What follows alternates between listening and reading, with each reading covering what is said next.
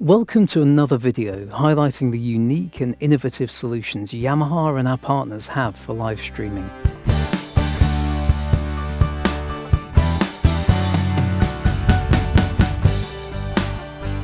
MGX Series are complete, connected and creative mixers.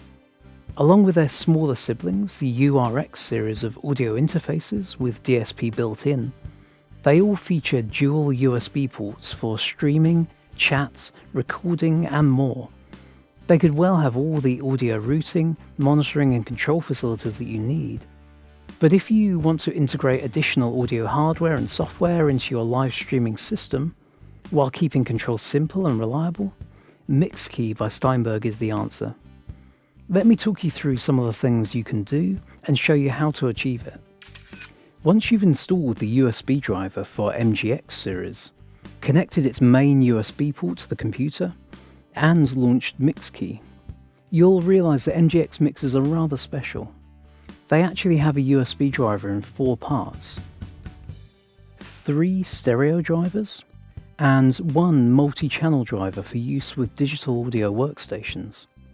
This is extremely versatile, where each driver can be used with different software applications, allowing the audio to be mixed and routed separately.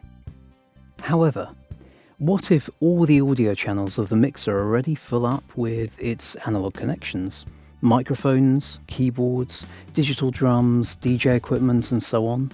That's where MixKey becomes a lifesaver, or at least a live stream saver. MixKey will mix and route audio between different software applications within the computer, and also mix and route audio between different connected hardware. If you have another USB mic or audio interface, that can be added to the mix. If you want to add audio to a live stream from a chat app, a video editor, or a DAW like Cubase, or a game, or even a web browser, MixKey will handle it. And it can do a recording of the live stream audio at the same time, while providing independent control for audio monitoring, all with a clear and easy user interface. Let's set up an example where I'm using MGX 16V to mix a live event. I'll send its streaming output channel through the USB main A to the computer. In the computer, I want to add audio from a Zoom chat and from a video editor program. I'll then stream out through OBS software, but of course I want to be able to monitor the stream and talk to guests at the other end of the Zoom call. We begin in the mixer view of MixKey, where we can add additional channels or audio sources. Click on the plus symbol to open the source pool and see the available audio applications, services and devices. Drag left to create a channel and start controlling the audio levels. So I'm going to bring in my chat app, my video editor, my web browser, my computer's microphone, and the Yamaha MGX 16V USB channel A. Note there's a streaming level and a listening level, and they're linked by default, but can be unlinked and can be muted. Click on the 3 dots to open the channel editor. Here the name and colour can be customized, and you can select if the channel will reach the voice chat output. That determines what guests at the far end of the chat are going to hear.